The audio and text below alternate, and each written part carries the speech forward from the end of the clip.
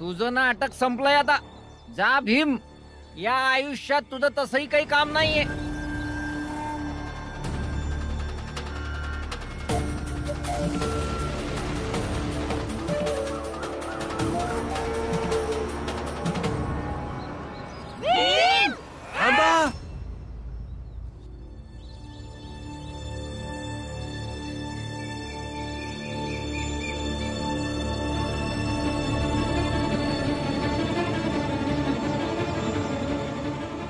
आई तू इथं?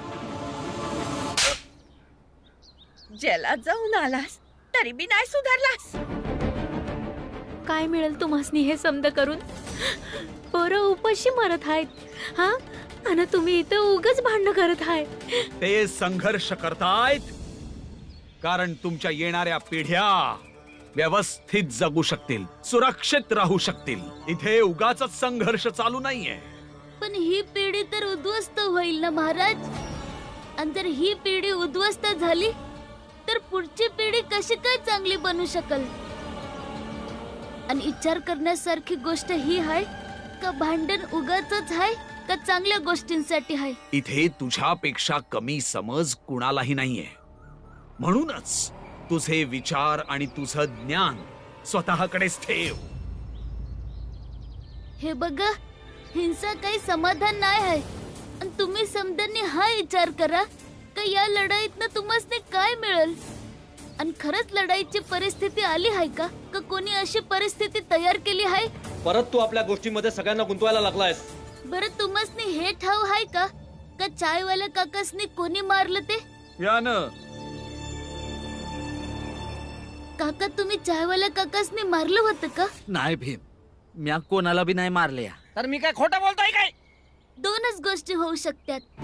एक तर चायवाल्या काकांनी यांना मारलं असेल आणि हे बेशुद्ध झाले असणार. मग यांनी चायवाल्या काकांना कसं मारलं असेल? आणि दुसरी गोष्ट ही होऊ शकते का आधी यांनी चायवाल्या काकासनी मारलं असेल आणि तुम्हा समजासनी वाटतं का असं होऊ शकतं. म्हणजे याचा अर्थ का चायवाले काका लय कमजोर आहेत. भीमराव, आमच्या समाजाचा कोणी बी माणूस एवढा कमजोर नाही आहे की तुमच्या समाजाचा माणूस पहिला वार करू शकेल. समजलं? हा तर सिद्ध करू शकतो की चहावाल्याला कोणी दुसऱ्यानेच मारलंय. कोणी कोणास मारलं हे युद्धभूमीत ऐकलं जात नाही. त्या उलट इथे तर शत्रूला धडा शिकवला जातो. तुम्ही सर्व तुमच्या धर्माच्या पक्षात लढायला आलेले आहात. म्हणूनच एखाद्याच्या नको त्या गोष्टी ऐकण्यापेक्षा आपलं कर्म करत राहा. आणि आता तुमचं कर्म हेच आहे, या सगळ्यांना धडा शिकवणं. महाराज, धडा शिकवणं कर्म आहे, पण दुसऱ्यासनी नाही तर स्वतःसनी.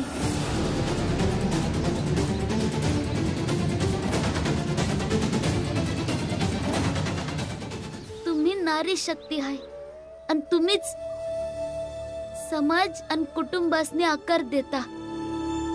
माणसासनी कर्माची ओळख आई आणि बायकोच चांगल्या तऱ्हेने करून देऊ शकते. आणि आज तुम्हासनी यांना सांगावं लागल का यांचं खरं कर्म काय आहे. ते जे महाराज सांगतात का ते जे तुम्हासनी सांगायचं आहे. अरे तुम्ही याचं काय ऐकत बसलायत? आणि या तुमच्या घरातल्या बायका आता ह्या तुम्हाला सांगणार आहेत की तुमचे कर्म काय आहेत. अरे पुढे या आणि टाळकी फोडा या सगळ्यांची. शेठजी बरोबर बोलताय. आता काय आहे, चला वा पुढे मारा यांना.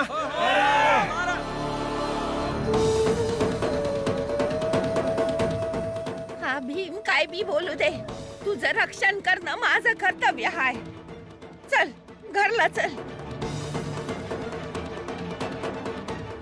आई तू इथं?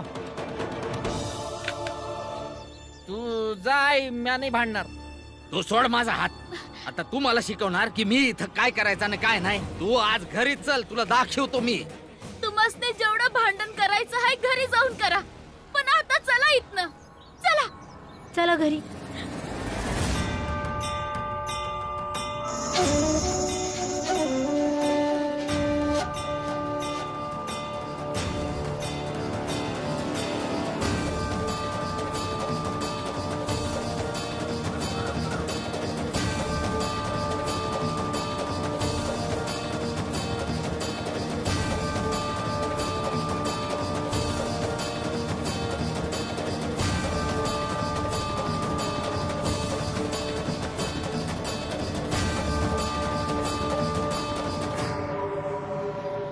चला घरी. चल. भीमराव, खूप झालं आता. आता मात्र पाणी डोक्यावरून जायला लागलंय. आम्ही तुझा समूळ नाश करू, हेच आव्हान आहे आमचं. स्वतःच्या जिंकण्याची भाषा करणारा नक्कीच जिंकू शकतो, पण दुसऱ्यांना नष्ट करण्याची भाषा करणारा कधी बी जिंकू शकत नाही.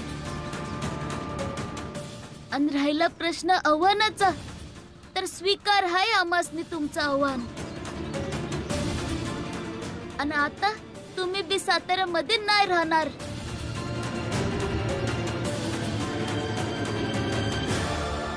कोण थांबवणार आहे? तू तू पळवून लावणार आहेस महाराजांना इथून? पळवणार नाही, यासनी स्वतःच जावं लागेल सोडून.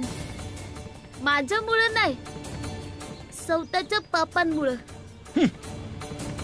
आम्ही सुद्धा बघतो ना, कोण काढतो आम्हाला इथून आणि कसा काढतो ते.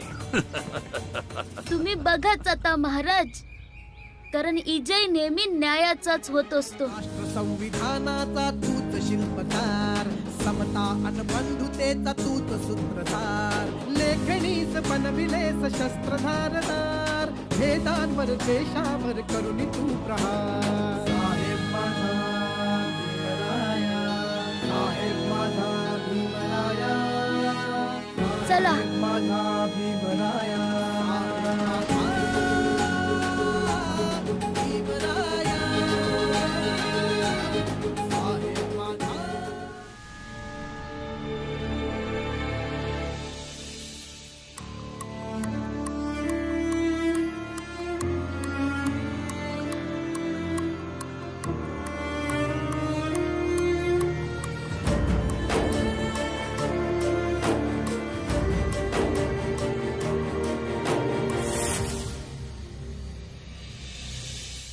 ऐका ना, चला जेवण करूया. तू जेवून घे, मला भूक नाही. नवऱ्याच्या आधी बायको कशी खाणार? हे बघ जिजाबाई, मला जरा वेळ पाहिजे. तुला ठाऊक नाही माझ्या मनामध्ये, माझ्या डोक्यामध्ये काय विचार सुरू आहेत ना. तसं बी मला लय त्रासात आहे.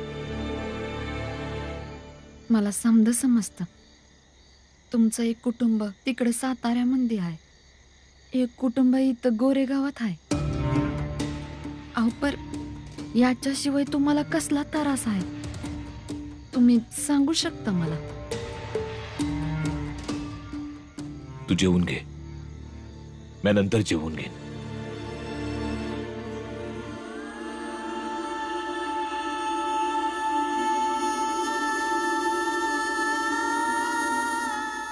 पैका तर पाठवलं ना तुम्ही?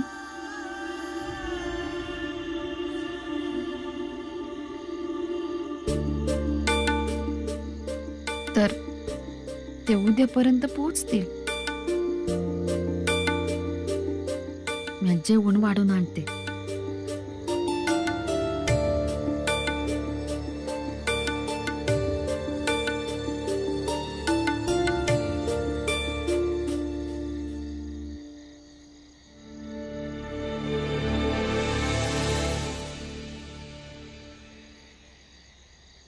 हे पहा, जशी तुमची काही कर्तव्य आहेत तशी माझी बी कर्तव्य आहेत.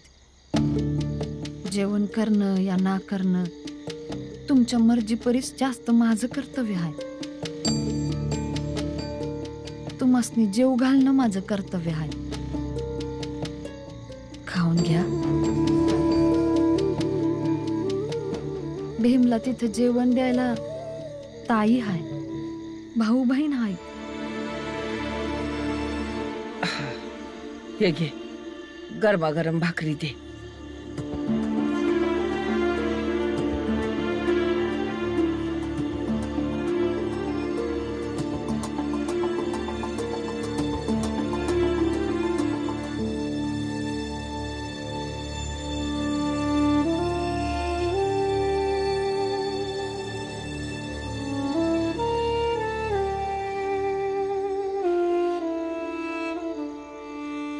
भीम ये बाळा इथं.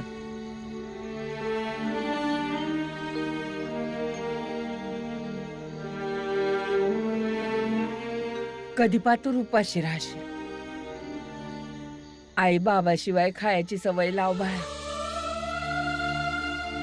हे 1-2 दिवसासाठी नाही आहे.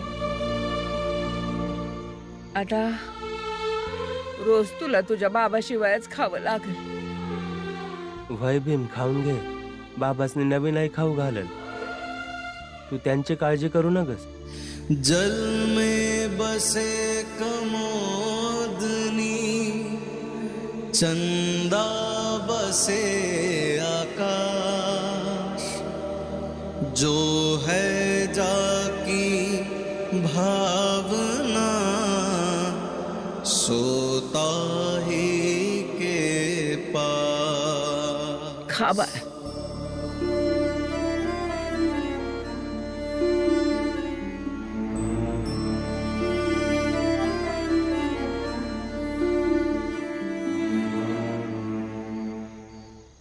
तुम्ही जेवा ना.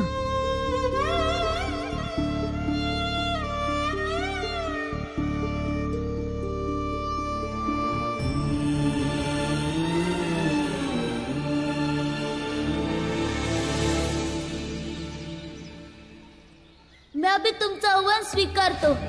आणि आता तुम्ही बी साताऱ्यामध्ये राहायचं नाही.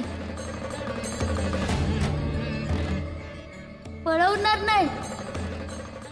यासनी सौताला जावं लागल सोडून. माझ्यामुळे नाही, सौताच्या पापांमुळं.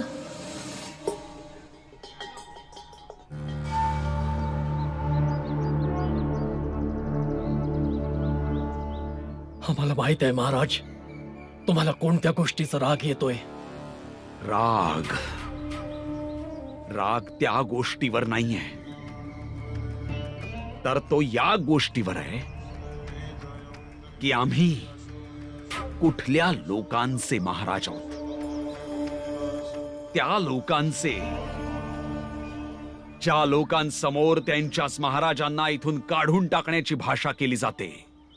फक्त भाषा नाही, तर धमकी दिली जाते आणि ते लोक काहीच करू शकत नाहीत. आम्ही कालपासून असा विचार करतोय की तुमच्या सारख्या भित्र्या लोकांसाठी आम्ही संघर्ष का करावा. म्हणूनच आम्ही इथून जाण्याचा विचार करतो आहोत. नाही महाराज, असं नका बोलू. जर का तुम्ही इथून गेलात तर ही आम्हा सगळ्यांची हार असेल. आमची सगळ्यांची हारच नसेल, पण आमच्या जातीतल्या लोकांची सगळ्यात मोठी हार असेल ही. आणि महाराज, जर का तुम्ही इथून गेलात तर आम्हा सगळ्यांचं मनोबल तुटून जाईल.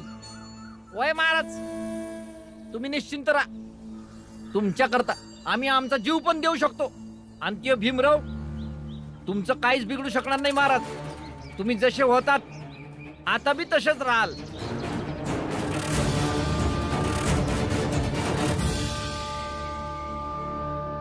बोल भीमराव, असं काही खास काम आहे जे तू मला घरीही नाही सांगितलं आणि ते सांगण्यासाठी तू मला इथं आणलंय.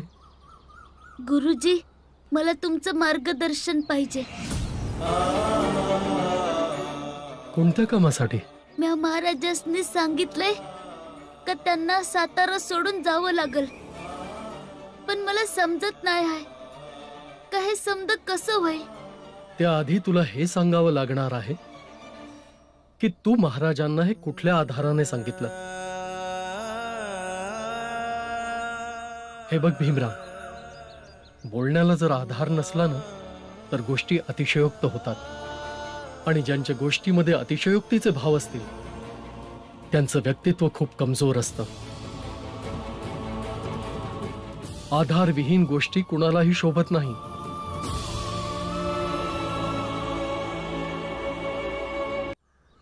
वय गुरुजी, माझ्याकडनं चूक झाली, मला माफ करा. म्या आवेशात येऊन बोललो. भीमराव, आवेश माणसाचा सगळ्यात मोठा शत्रू आहे. भविष्यात तुला तुझ्या आवेशावर नियंत्रण ठेवावे लागणार. समोरच्याने तुला कितीही डिवचण्याचा प्रयत्न केला तरी तुला तेच बोलायचे जे योग्य आहे, तेच करायचे जे योग्य आहे. तर मग गुरुजी, महाराजांचा सातारा सोडून जाणं अशक्य आहे का? आनंद, मी असं तर म्हणलं नाही ना. मग आता मला काय करायला पाहिजे गुरुजी? भीमराव, एकाच उद्देशाने सुरू केलेल्या कार्याच्या यशात अंतर असू शकतो आणि अंतर निर्माण करतो आपला उद्देश. म्हणून आपला उद्देश नेहमी चांगला असायला हवा. लक्षात ठेव, ही गोष्ट खूप महत्वाची आहे. जेव्हा आपण झाडू मारतो ती स्वच्छता करण्यासाठी मारतो की कचरा हटवण्यासाठी मारतो? माझी गोष्ट समजतोय भीमराव? माझी चूक झाली गुरुजी. महाराजांसारख्या ढोंगी लोकांचं अतीत खूपच विवादास्पद असतं. समाजाला समजावण्यासाठी त्यांचं अतीत फार मोठं उदाहरण आहे. महाराज सातारा तेव्हाच सोडतील जेव्हा गावातील लोक त्यांना अस्वीकार करतील. म्हणून महाराजाला या गावातनं काढण्याऐवजी तुझा प्रयत्न गावकऱ्यांना हे समजावण्याचा असला पाहिजे की तुम्ही ज्याला महाराज समजतात तो या पदासाठी अजिबात योग्य नाही, ते देखील पुराव्यासकट. मग तसंच होईल गुरुजी. मी महाराजांच्या स्वीकृतीलाच संपवून टाकेन आणि याच्यासाठी मला काय बी करावं लागलं तरी करीन. दरारा वाढवावा लागेल लोकांमध्ये. जोपर्यंत आमचा दरारा असेल तोपर्यंत आमचं कुणीही काहीही वाकडं करू शकणार नाही. परंतु त्यासाठी आम्हाला करावं काय लागेल? द्या हो, देवाच्या नावानं द्या. अरे कोणीतरी देवाच्या नावाने द्या बाबा. सगळ्यात जास्त जो गरजवंत असतो, जर त्याला मदत केली तर तो ओरडून ओरडून गुणगान करतो. थांब रे, इकडे ये. घाबरू नकोस, ये इकडे.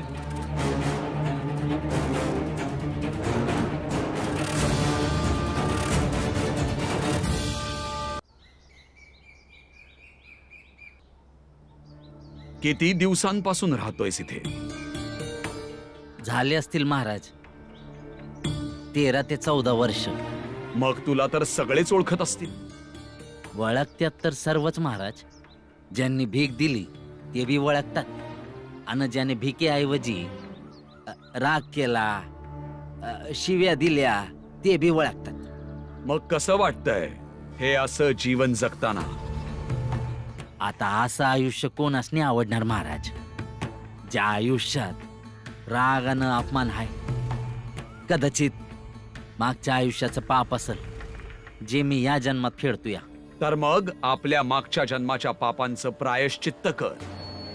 आणि प्रायश्चित्त करण्याचं सगळ्यात सोपं माध्यम आहे जो तुला देवापर्यंत पोचवू शकतो, त्याला शरण जा. समजलं महाराज, म्या समजलो. आता मी तुमच्या शरणात आलोय महाराज. आता तुम्हीच मला माझ्या पापातून मुक्ती देऊ शकता. तुम्ही तर समद करू शकता महाराज.